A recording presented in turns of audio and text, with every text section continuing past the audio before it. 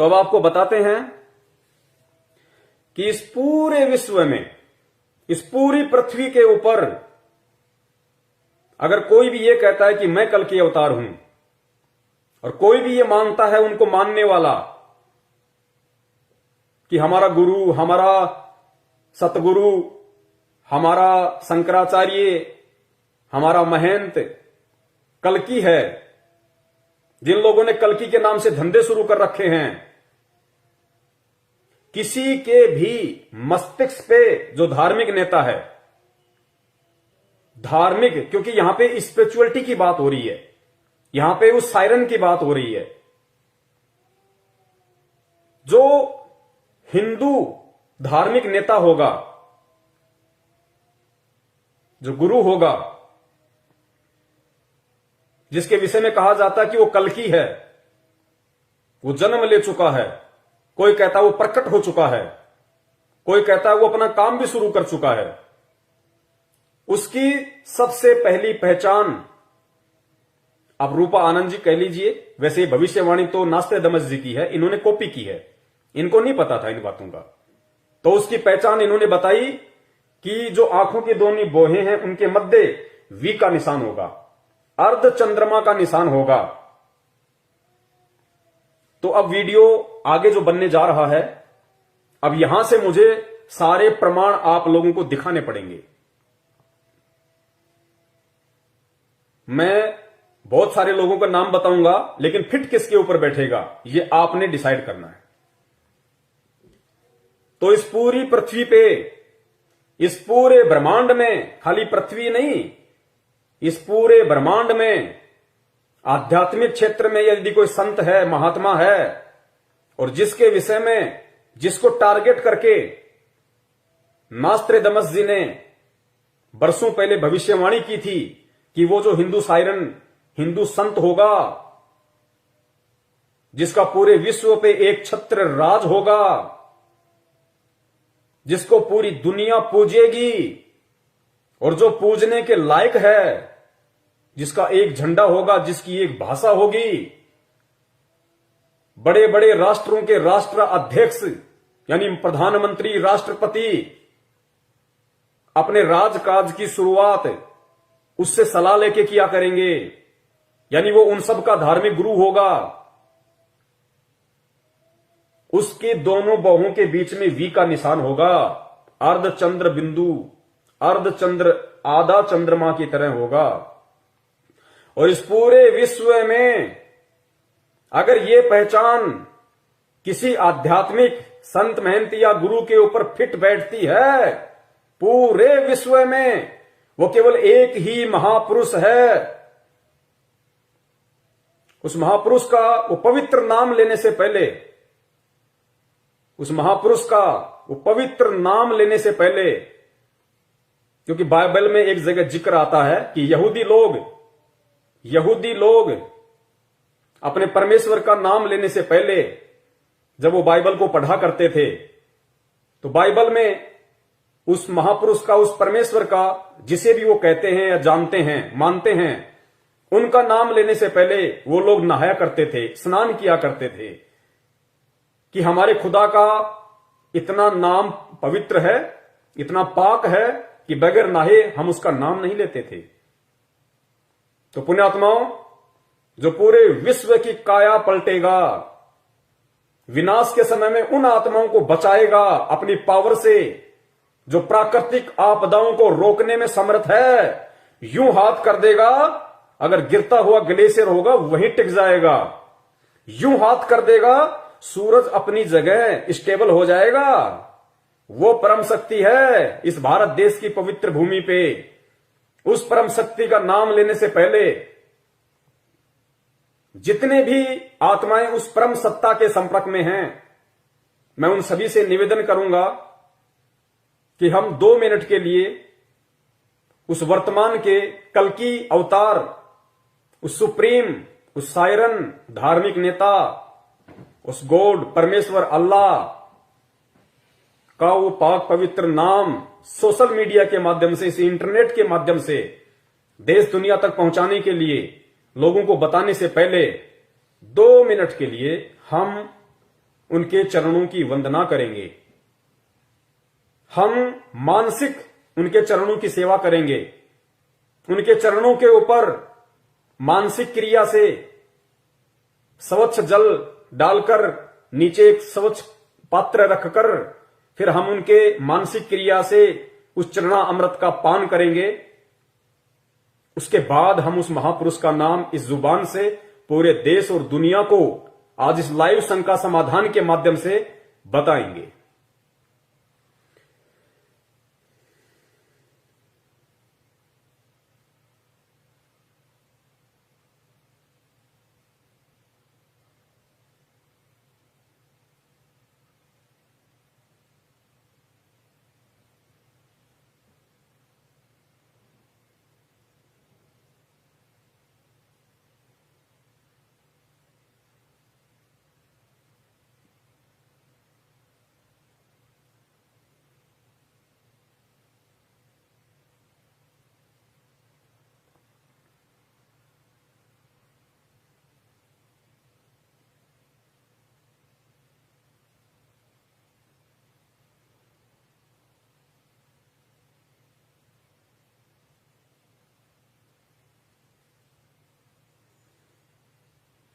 जय जगत गुरु, जय भारत।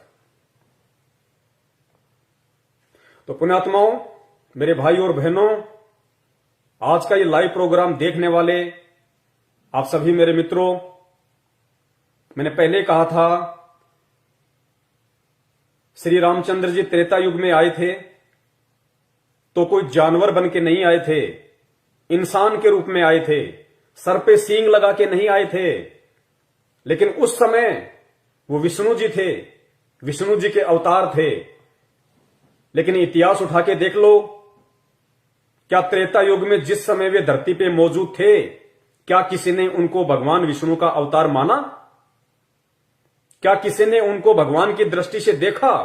किसी ने नहीं देखा। लोगों ने उनके साथ में वैर भाव किया। खुद उन्हीं के परिवार की उनकी एक सौतेली मां ने अपने पुत्र भरत को राजगद्दी प्राप्त करवाने के लिए उनको 14 वर्ष का या 12 वर्ष का जो भी था, उनको वनवास दिलवा दिया, जंगल में भटकने के लिए मजबूर कर दिया। क्या खुद उनका परिवार, क्या खुद उनकी सौतेली मां उनको भगवान मान पाई? ये इस बात का सबूत है, प्रमाण है कि खुद उनके घर वाले ही उन्हें भगवान नहीं मानते थे। रावण अगर उन्हें परमात्मा मानता, भगवान मानता, विष्णु का अवतार मानता, तो रावण को यह भी पता होना चाहिए था कि भगवान विष्णु की पत्नी उसकी मां के समान है। लेकिन उस दुरात्मा ने श्री रामचंद्र जी को विष्णु भगवान का अवतार नहीं माना और सीता जी का अपहरण किया। अयोध्या वासियों ने केवल एक अच्छा राजा माना, भगवान नहीं माना। द्वापर युग में आ जाइए, श्री कृष्ण जी, क्या जिस समय वो धरती पे 200 वर्ष तक रहे, क्या किसी ने उनको भगवान माना? क्या किसी ने उनको विष्णु माना? क्या किसी ने उनको विष्णु का अवतार माना? जरासीन, काल्यावन, पूतना, पता नहीं कितने नाम आपको अच्छे से पता होगा। सबने उनके साथ में वैर भाव किया, लड़ाइयां की। खुद का मामा दुश्मन हो गया। क्या खुद का परिवार उन्हें परमात्मा मानता था, विष्णु का अवतार मानता था? नहीं माना। लेकिन आज इतने वर्ष बीत जाने के बाद घर घर में उनकी पत्थर की मूर्तियां बना के उनको पूजा जाता है। उनसे कुछ मांगने की दृष्टि से अगरबत्तियां जलाई जाती हैं, अरदास की जाती है, मन्नतें मांगी जाती है। लेकिन क्या आज वो आपकी मन्नतें पूरी कर देंगे? क्या मूर्ति आपकी मन्नतें पूरी कर देंगी? 21वीं सदी के इंसान हो, शिक्षित हो, टेक्नोलॉजी है, विचार करो। अगर आपके पेट में दर्द है, आपको हॉस्पिटल याद आएगी। हॉस्पिटल में आप गए, वहां पे डॉक्टर साहब बैठे हुए हैं, आपने डॉक्टर को जाके अपनी तकलीफ बताई, डॉक्टर ने स्टेथोस्कोप निकाला, आपको चेक किया, आपकी समस्या को जाना, पहचाना, समस्या के अकॉर्डिंग फिर आपका इलाज किया, आपको मेडिसिन दी, तो आपको लाभ हुआ। तो जिस समय त्रेता में भगवान राम थे, द्वापर में भगवान श्री कृष्ण जी मौजूद थे, शरीर में थे, उस समय यदि उन्हें कोई भगवान मानता, उन्हें विष्णु का अवतार मानता और उस दृष्टि से उनके साथ में व्यवहार करता, तो अवश्य वो उस समय उस व्यक्ति की हेल्प करते, मदद करते, सहायता करते। लेकिन आज इतने वर्ष बीतने के बाद फिर यदि वो व्यक्ति फिर किसी दिन हॉस्पिटल जाता है, उसको कोई और समस्या हो जाती है, फिर वही व्यक्ति दोबारा से हॉस्पिटल जाता है, यह सोचकर कि डॉक्टर साहब मिलेंगे और पिछली बार की तरह मेरा इलाज करेंगे, मुझे राहत प्रदान करेंगे। और अब की बार जब वो हॉस्पिटल जाता है तो मालूम पड़ता है कि डॉक्टर साहब का तो निधन हो गया, और उसी हॉस्पिटल में डॉक्टर साहब की संगमरमर की एक 6 फुट की गले में स्टेथोस्कोप लटका हुआ बहुत अच्छी एक मूर्ति बना रखी है। अब वो व्यक्ति क्या उस पत्थर की मूर्ति को अपने पेट की पीड़ा बता सकता है? क्या वो पत्थर की मूर्ति स्टेथोस्कोप उठा के उसकी रगों पे रख के क्या वो उस दर्द को जान के उस व्यक्ति का इलाज कर सकती है? आप कहोगे नहीं, संभव ही नहीं है, पत्थर की मूर्ति कहां से इलाज कर देगी। वो तो जब मौजूद थे डॉक्टर साहब तो खुद वो चेक करते, देखते, जानते, पहचानते, फिर उसको कोई मेडिसिन देते, तो उस व्यक्ति को लाभ होना था। अब डॉक्टर साहब की पत्थर की मूर्ति के आगे चाहे अगरबत्ती करो, चाहे दंडवत करो, चाहे हाथ जोड़ो, चाहे कितना ही सुबह से शाम तक बोलते रहो, चीखते रहो, चिल्लाते रहो, वो डॉक्टर वो पत्थर की मूर्ति के कान ना तुम्हारी आवाज को सुन सकते हैं और उस पत्थर की मूर्ति की आंखें ना तुम्हारे दर्द को देख सकती है। तो इलाज कैसे होगा? यही स्थिति वर्तमान में श्री कृष्ण और श्री रामचंद्र जी की मूर्ति बना के, भगवान मान के जो पूजा जा रहा है, आप कंपेयर कर लीजिए। ये शिक्षा आपको परमेश्वर ने इसीलिए दी है कि आप समझें, आंखें खोलें। मानव शरीर केवल परमात्मा प्राप्ति के लिए मिलता है, भक्ति करने के लिए मिलता है, आडंबर और पाखंड के लिए नहीं मिलता है। तो आज वो पत्थर की मूर्तियां हमें कदापि लाभ नहीं दे सकती। तो कहने का मतलब है, आज आपको जिस सुप्रीम का नाम बताया जा रहा है, जिस अवतारी शक्ति के विषय में बताया जा रहा है, अगर आप समझदार हो, 21वीं सदी के सभ्य इंसान हो और वास्तव में यदि आपको लाभ लेना है, तो वो परम शक्ति आज इस पृथ्वी पे ठीक उसी प्रकार मानव शरीर में प्रकट है, मानव शरीर में विद्यमान है। जिस प्रकार त्रेता में श्री रामचंद्र जी थे, द्वापर में श्री कृष्णचंद्र जी थे। तो लाभ लेना है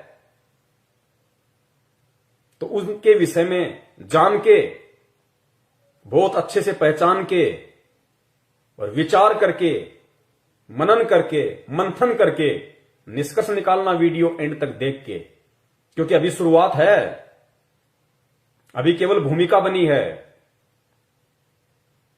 उस महान शक्ति का आपको नाम बताया जाएगा और नाम बताने के बाद में फिर इन भविष्य वक्ताओं की भविष्यवाणियों के आधार से आपको पहचान करवाई जाएगी।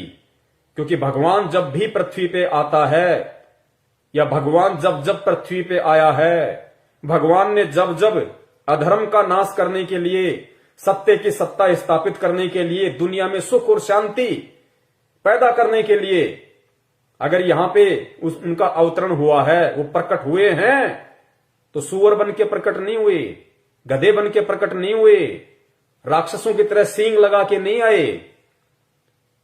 वो एक जनसाधारण के परिवार में आए हैं। दशरथ के घर में रामचंद्र जी आए,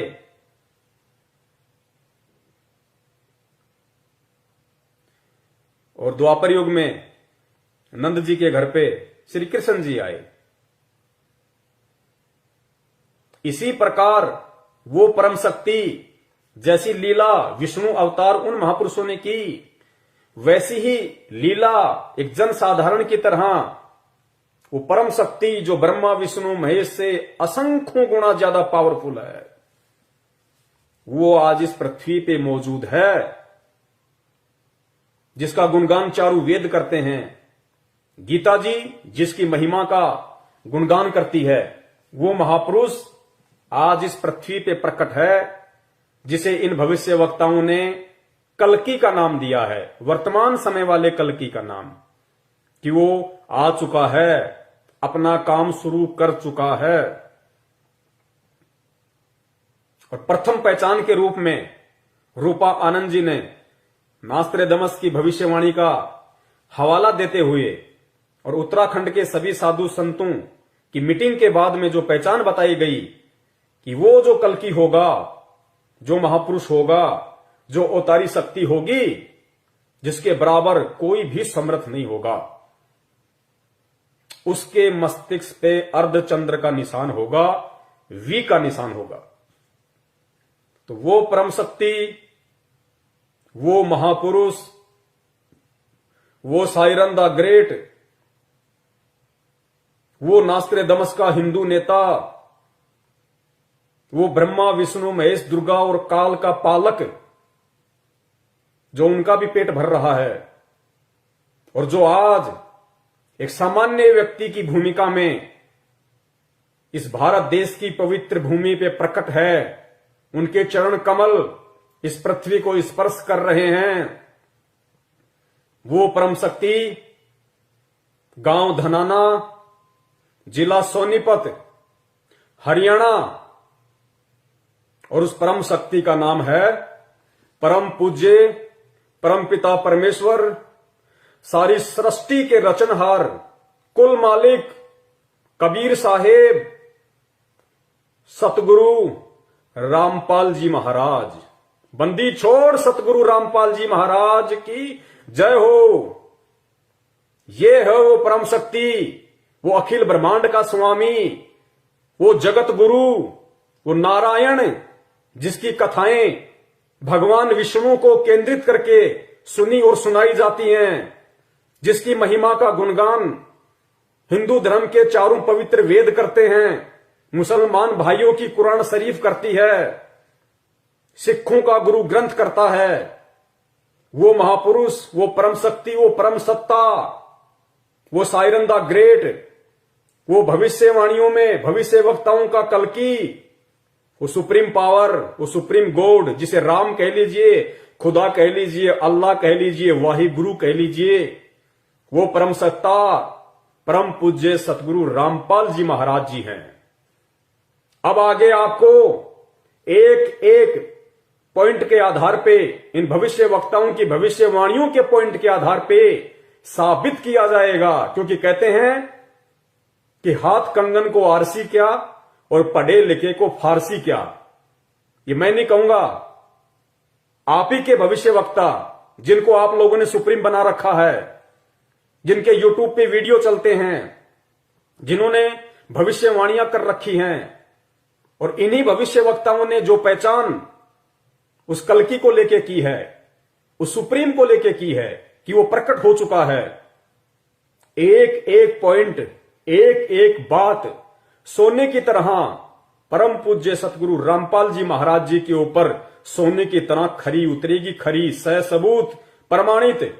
और सबूत देखकर भी अगर कोई दुरात्मा सत्य को स्वीकार नहीं करती है, तो विनाश के समय में उसकी सुरक्षा, उसकी रक्षा इस ब्रह्मांड में कोई नहीं कर सकेगा।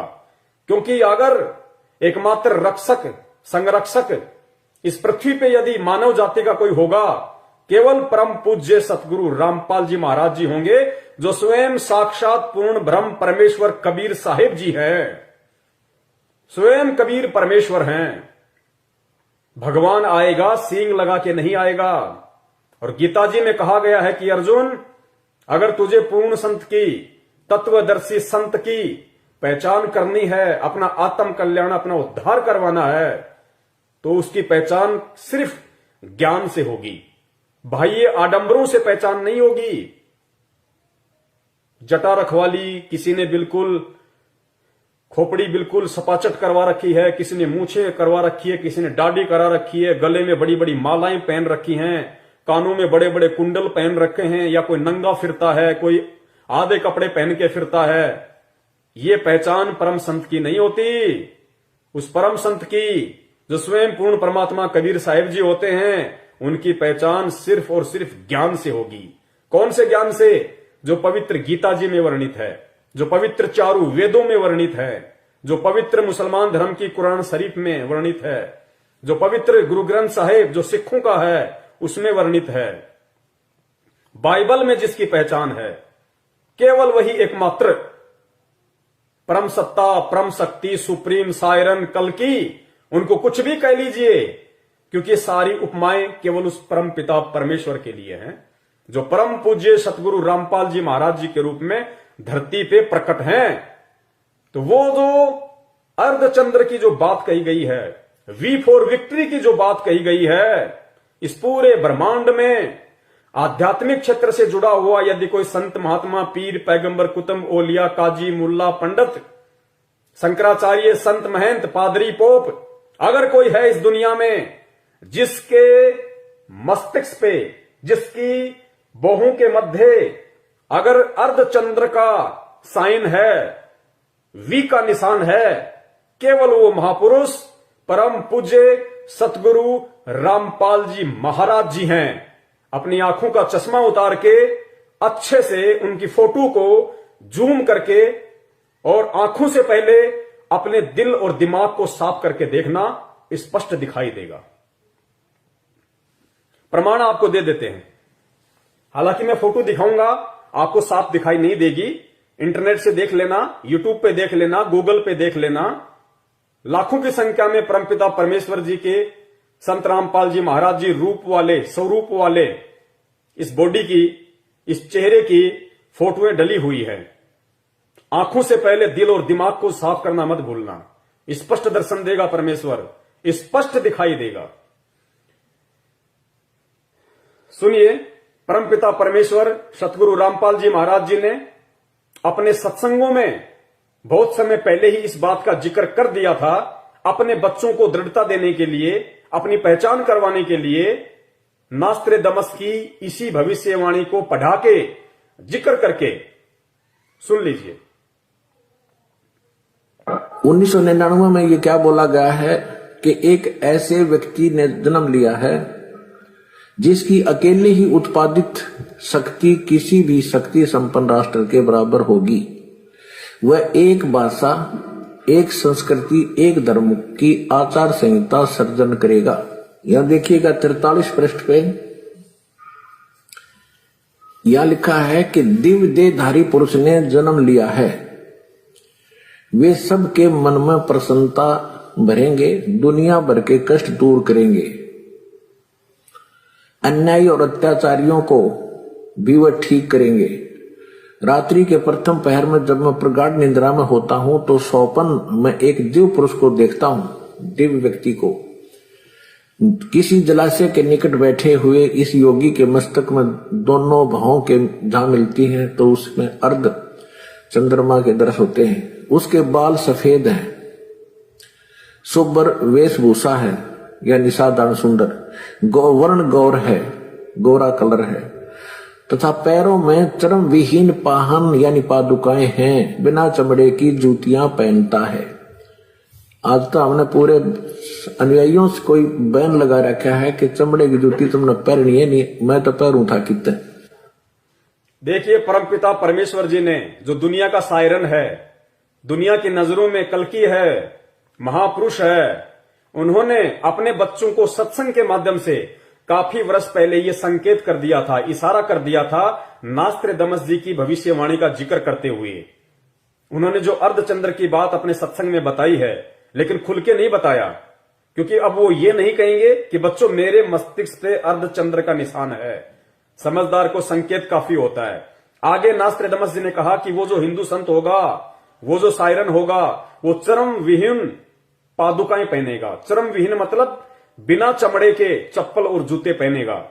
इस पूरे विश्व में केवल एक परम पूज्य सतगुरु रामपाल जी महाराज जी ही वो परम संत हैं जिन्होंने अपने जीवन में कभी भी चमड़े की किसी भी वस्तु का प्रयोग नहीं किया, क्यों नहीं किया? क्योंकि चमड़े की वस्तुएं जानवर को मार के, क्योंकि आज वर्तमान में ये एक बहुत बड़ा बिजनेस बन चुका है चमड़े का, और चमड़े को लॉन्ग लाइफ देने के लिए, लंबी जीवन देने के लिए जानवरों को जीवित ही किस प्रकार तड़पा तड़पा के उनकी खाल उतारी जाती है, जीव हत्या की जाती है। इसलिए परम पूज्य सतगुरु रामपाल जी महाराज जी ने ना कभी खुद चमड़े से बनी किसी वस्तु का जीवन में प्रयोग किया, और जब से वो आध्यात्मिक क्षेत्र में आके उपदेश करने लगे हैं, उन्होंने अपने किसी भी भगत को, शिष्य को, अनुयायी को चमड़े के जूते पहनने के लिए नहीं कहा। स्पष्ट अपने सत्संगों में, अपनी मर्यादाओं में उन्होंने अंकित किया हुआ है कि हमने चमड़े से बनी किसी भी वस्तु का प्रयोग नहीं करना है। ये चमड़े की बात उन्होंने स्पष्ट रूप से कही, और साथ ही ये कहा कि मैं तो खुद अपने भक्तों को चमड़े के जूते, बेल्ट, परस या कोई भी वस्तु प्रयोग करने के लिए मना करता हूं, तो मैं तो पहनता ही कहां। ये इन्होंने स्पष्ट यहां पे बोल दिया। लेकिन वो माथे में जो चंद्र वाला निशान है वो नहीं कहेंगे सत्संग करते समय कि देखो बच्चों वो मेरे मस्तिष्क के ऊपर है। वो संकेत है, समझने वाले समझ गए होंगे, वरना समय आने पे तो खुलासा होना ही होना था, जिस प्रकार इंटरनेट के माध्यम से आज हो रहा है। तो ये है वो परम शक्ति, ये है वो परम सत्ता, जिनके ऊपर इस देश दुनिया के प्रसिद्ध हो या सुप्रसिद्ध हो, छोटा हो या बड़ा हो, नामी हो या गिरामी हो, कोई भी भविष्यवक्ता हो, उनकी भविष्यवाणी का प्रत्येक पॉइंट अगर इस विश्व में किसी संत महात्मा के ऊपर फिट बैठेगा तो केवल वो एक ही नाम है, परम पिता परमेश्वर सतगुरु रामपाल जी महाराज। ये दो भविष्यवाणियां जो रूपा आनंद ने जिक्र किया, मस्तिष्क के ऊपर अर्धचंद्र का निशान, वी फॉर विक्ट्री, केवल परम पूज्य सतगुरु रामपाल जी महाराज जी पे ही आपको ये निशानी मिलेगी। अन्य जितने भी संत महंत शंकराचार्यों के शिष्य भगत अगर ये प्रोग्राम देख रहे हो तो आप अपने गुरुदेव के मस्तिष्क पे कभी आपको उनसे मिलने का मौका मिले, आराम से चश्मा उतार के देख लेना, आपको ये साइन नहीं मिलेगा। केवल उसी पे मिलेगा जो पूर्ण ब्रह्म परमेश्वर है, साक्षात कबीर देव है। दूसरा, नास्त्रोदामस ने चमड़े का जिक्र किया, तो ये भी केवल सिर्फ और सिर्फ उसी परम संत के ऊपर खरा उतरेगा, क्योंकि भविष्यवाणी बहुत समय पहले हो चुकी थी और परमपिता परमेश्वर ने कभी भी चमड़े से बनी वस्तुओं का उपयोग नहीं किया। उल्टा अपने शिष्यों को भी प्रयोग करने से सीधा सीधा मना करते हैं कि अगर मेरी इन मर्यादाओं का कोई उल्लंघन करेगा उसे मेरा शिष्य कहलाने का कोई अधिकार नहीं है। स्पष्ट तौर पे वे मना करते हैं कि मुझे आश्रम में भीड़ इकट्ठा नहीं करनी है। आगे चलते हैं, आगे देखिए, रूपा आनंद ने संत जय गुरुदेव जी की जिस भविष्यवाणी का जिक्र किया था, देखिए जय गुरुदेव जी की भविष्यवाणी इस पूरे ब्रह्मांड में, इस पूरी पृथ्वी पे अगर किसी आध्यात्मिक क्षेत्र से जुड़े हुए संत महात्मा गुरु से मिलती है तो वो केवल एकमात्र परम पूज्य सतगुरु रामपाल जी महाराज जी हैं। 8 सितंबर 1971 को ये पूरी दुनिया जानती है, शाकाहारी बाल संघ जो पत्रिका है, आज से लगभग 50 वर्ष पहले जो छपने लगी थी, जय गुरुदेव पंथ के मेरे भाई बहन अच्छे से जानते होंगे इस बात को कि संत तुलसीदास जी ने शाकाहारी बाल संघ एक पत्रिका निकाली थी और उन्होंने जितनी भी भविष्यवाणियां की वो भविष्यवाणियां उस समय उन पत्रिकाओं में लिखी जाती थी, उनका प्रचार प्रसार किया जाता था। और जय गुरुदेव जी की जो एक भविष्यवाणी है उसके विषय में आध्यात्मिक क्षेत्र से जुड़े हुआ लगभग प्रत्येक व्यक्ति परिचित है। 8 सितंबर 1971 को उन्होंने क्या भविष्यवाणी की थी? उन्होंने कहा था कि जिस अवतारी शक्ति के विषय में मैं बार बार जिक्र करता हूं, जिसके विषय में मैं हर बार कहता हूं कि विनाश का समय आने वाला है, घोर कलयुग आने वाला है, उस विनाश के समय में यदि कोई बचाव करेगा, रक्षा करेगा, केवल वो अवतारी महापुरुष है जिसका एक झंडा होगा, जिसकी एक भाषा होगी। एक झंडा और एक भाषा का मतलब क्या है? एक झंडे का मतलब है जिसका एक छत्र राज होगा और एक भाषा का मतलब पूरे विश्व में केवल उसी का एक ज्ञान होगा, जिसका एक झंडा और जिसकी एक भाषा होगी। पूरे विश्व में केवल उसी का राज होगा और पूरे विश्व में केवल उसी का एकमात्र ज्ञान होगा। उसको कहते हैं एक झंडा और एक भाषा। तो 8 सितंबर 1971 को जय गुरुदेव जी ने सार्वजनिक तौर पे सत्संग करते हुए कहा था कि आज वो महापुरुष जिसके विषय में मैं बार बार जिक्र करता हूं, जो देश दुनिया की काया पलट करके रख देगा, आज वो महापुरुष 8 सितंबर 1971 को पूरे 20 वर्ष का हो चुका है। पूरे 20 वर्ष का एग्जिट। और अगर अभी से उसका पता बता दूं तो लोग उसके पीछे पड़ जाएंगे। अभी ऊपर से आदेश पता बताने का नहीं हो रहा है। तो पुण्यात्माओं, इस पूरे विश्व में जितने भी लोग किसी न किसी संत महंत महात्मा शंकराचार्य से जुड़े हुए हैं, चाहे वो किसी भी धर्म के हों, आप अपने गुरुदेव की डेट ऑफ प्रकट, क्योंकि हम डेट ऑफ बर्थ का जिक्र नहीं करेंगे, क्योंकि डेट ऑफ बर्थ उसकी होती है जो जीव होता है, जो मां के गर्भ से जन्म लेता है। और मां के गर्भ से जन्म लेने वाला जीव संज्ञा में होता है, वो प्राणी होता है, आप और हमारी संज्ञा में होता है। वो देश का उद्धार नहीं कर सकता, वो देश का तारणहार नहीं हो सकता, वो देश का मुक्तिदाता नहीं हो सकता। परम पुरुष, महापुरुष केवल प्रकट होते हैं। लोगों को लगता है उन्होंने मां के गर्भ से जन्म लिया है, लेकिन वो जन्म नहीं लेते, क्योंकि परमेश्वर के गुणों में जन्म लेना नहीं है। ये वेद महिमा का गुणगान करते हैं, गीता इस महिमा का गुणगान करती है। परम पुरुष, महापुरुष, सायरन स्वयं वो कबीर परमेश्वर होता है। और वो कबीर परमेश्वर जब इस पृथ्वी पे प्रकट होता है किसी भी साधु संत के रूप में या जिंदा महात्मा के रूप में, केवल प्रकट होते हैं। तो संत रामपाल जी महाराज जी की आप लोगों की नजरों में, क्योंकि जब तक आपको ज्ञान नहीं है तब तक आप डेट ऑफ बर्थ ही बोलेंगे, और जिसे ज्ञान हो गया वो बोलेगा डेट ऑफ प्रकट। तो हमारी नजरों में डेट ऑफ प्रकट और आपकी नजरों में डेट ऑफ बर्थ उनकी 7 सितंबर 1951 है। 7 सितंबर 1951, जिसके विषय में जय गुरुदेव पंथ के संत तुलसीदास जी ने डंके की चोट पे पूरी देश दुनिया के सामने खुले तौर पे जो सत्संग करते थे, उन्होंने कहा था कि वो परम पुरुष, क्योंकि जय गुरुदेव जी एक संत थे, आध्यात्मिक क्षेत्र से जुड़े हुए थे, पूर्व जन्म की भक्ति उनके पास में थी, और परमात्मा ने पृथ्वी पे आने के बाद अपनी उपस्थिति दर्ज करवानी थी। ये भविष्यवाणियां करवा के, क्योंकि आगे चल के फिर ये भविष्यवाणियां कोई बताएगा, कोई समझाएगा कि किस महापुरुष पे फिट बैठ रही हैं। वो हाथी कौन है जिसके कपड़े लोगों ने पहले सीन के तैयार रख दिए, वो हाथी कौन है।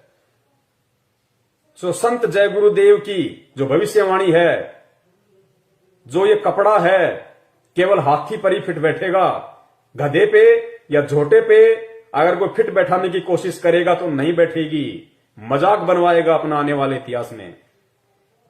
तो 8 सितंबर 1971 को जय गुरुदेव जी ने कहा था कि वो महापुरुष, वो अवतारी महापुरुष जो पृथ्वी पे प्रकट हो चुका है, वो आज पूरे 20 वर्ष का हो चुका है। तो 8 सितंबर 1971 को यदि कोई 20 वर्ष का हुआ था आध्यात्मिक क्षेत्र से जुड़ा हुआ व्यक्ति, वो केवल परम पूज्य सतगुरु रामपाल जी महाराज हैं। आप उनकी डेट ऑफ बर्थ निकाल के देख सकते हैं, गूगल पे मंगवा सकते हैं, पैन कार्ड, आधार कार्ड, लाइसेंस, कुछ भी। उनकी डेट ऑफ बर्थ उस समय पूरी 20 वर्ष की हो चुकी थी। तो संत जय गुरुदेव जी की भविष्यवाणी अगर इस विश्व में किसी संत महात्मा पे फिट बैठती है, वो केवल परम पूज्य सतगुरु रामपाल जी महाराज जी हैं, अन्य कोई नहीं है। चाहे कितनी ही कोशिश क्यों ना कर लो, फर्जी बनवा नहीं सकते, क्योंकि पूरी दुनिया के सामने है। अब कोई पलट नहीं सकता, क्योंकि सबके डेट ऑफ बर्थ पूरी दुनिया के सामने है। इसलिए जो समझदार व्यक्ति होगा, जो बुद्धिमान व्यक्ति होगा, जो परमात्मा प्रेमी आत्मा होगी, उसको ये सारे प्रमाण और किस व्यक्ति पे फिट बैठ रहे हैं उसको स्वीकार करने चाहिए, स्वीकार कर लेने चाहिए और अपना आत्म कल्याण उस महापुरुष की शरण में आके करवा लेना चाहिए। अब सुनिए परम पूज्य सतगुरु रामपाल जी महाराज जी का एक छोटा सा सत्संग, जिसमें उन्होंने जय गुरुदेव पंथ के संत तुलसीदास जी की उस भविष्यवाणी को उन्हीं की शाकाहारी पत्रिका से पढ़ के बनाया, सुनाया है। सुनिए।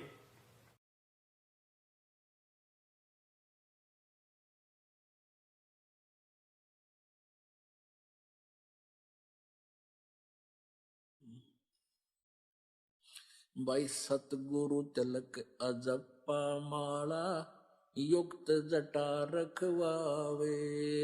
सतगुरु तिलक अजप्पा माला युक्त जटा रखवावे। जत को पीन सत का चोला भीतर बेख बनावे। जब कोई राम भगत गत पावे हो जी। जब कोई राम भगत गत पावे हो जी।